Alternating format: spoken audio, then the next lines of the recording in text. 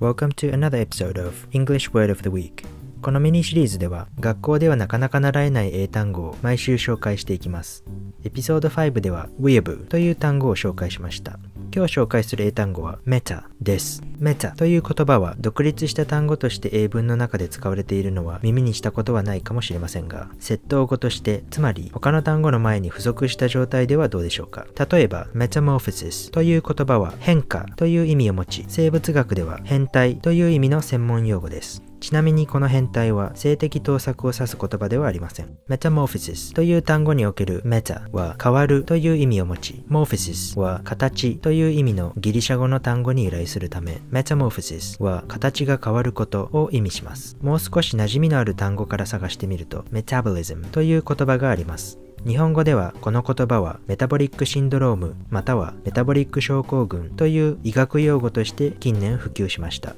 略してメタボと言われ、最近では肥満であるという意味でも使われるようになってきました。しかし、そもそもメタボリズムとは何なのでしょうか。簡潔に言えば、メタボリズムは新陳代謝のことです。よって、正常なメタボがなければ、我々は皆肥満になり得ると言えるでしょう。メタボリズムのメタは変化という意味で、ボーの部分は投げるという意味の単語に由来します。また、科学、医学、または統計学を学んだことがある人は、メタアナリシスという言葉を聞いたことがあるかもしれません。analysis は分析という意味ですが、この meta は変化という意味では訳されず、ここでは超えるまたは上のと解釈されます。科学や医学では統計学を用いて実験の結果を分析しますが、この分析が analysis のことで、meta analysis とは個々の実験の結果の分析を超えて異なる科学者や研究機関によって行われた膨大な数の実験の分析結果を統合して分析する作業を指します。つまり分析の分析なのです。メタは自己言及的なという意味でも使われます。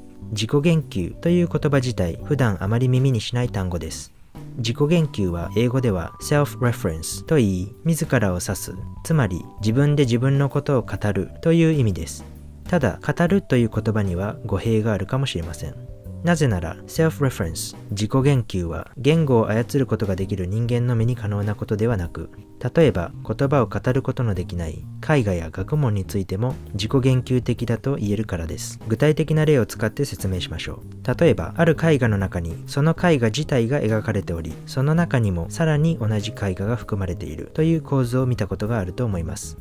このような構図は自分の中に自分自身を描いているという点で自己言及をしていると言えます。メタの3番目の意味はこのように自分で自分自身を指すという意味です。例えばメタマテマティクスという学問は日本語では超数学またはメタ数学と呼ばれますが、これは数学を使って数学という学問自体を研究する学問を指します。この3番目の意味は自らを超えた視点で自らを見るという点、そして原点と比較してより抽象化しているという点において2番目の超えるという意味とほぼ同義と言えます。さて、ここまでは厳密には英単語としてのメタではなく、接頭語としてのメタの意味を3つ紹介してきました。最後にメタが独立した一単語としてどのように使われているのかを紹介しておきます。まず、形容詞としてのメタは主に先に紹介した3の意味で用いられます。つまり自己言及的なという意味です。実際にどう使われているのか例を見てみましょ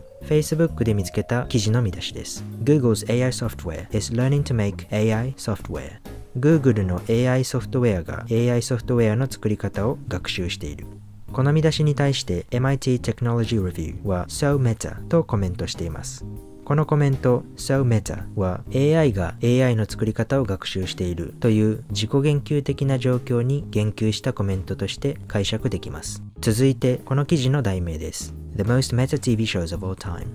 最もメタなテレビ番組。この題名では30 Rock というアメリカのテレビ番組の中で登場人物がキャストの俳優の現実の私生活に言及した事実がメタであると評しています。この例ではテレビ番組という仮想世界を超えて現実世界に触れたというメタの2番目の超えるという意味が用いられています。最後にギリシャ語が由来のメタとは無関係ながら最近頻繁に目にする同音異義語を紹介して終わりにします。このメタの由来は The most effective tactic available というフレーズの頭文字です。Most effective tactic available とは最も効果的な戦略という意味のゲーム用語です。ゲーマーの間で使われるこのメタは対人ゲームにおいて相手に勝つことのみを目的として構築された戦略を指し、個人的に特に思い入れはないまたは勝ち負けが関係ない場合はあえて使うことはない戦略である場合が多いようです。例えばカードゲームにおいて相手に勝つことができるもののプレイしていて全く面白くないデッキがその一例です。実際にこのメタという単語がどう使われているのか例を見て終わりにしましょ